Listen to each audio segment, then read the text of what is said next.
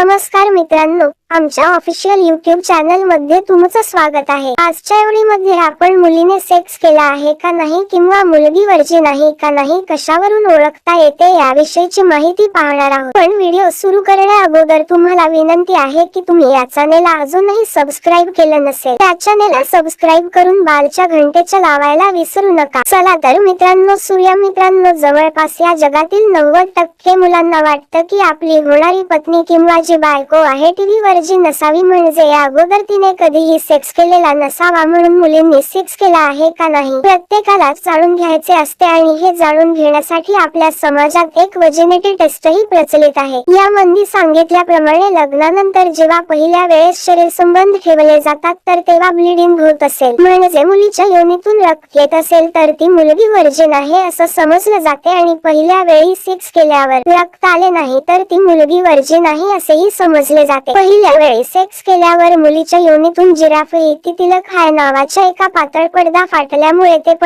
चा पडदा खूपच पातळ असल्यामुळे रोजच्या ऍक्टिव्हिटीमुळे किंवा एखाद्या अपघातामुळे सुद्धा हा पडदा फाटू शकतो।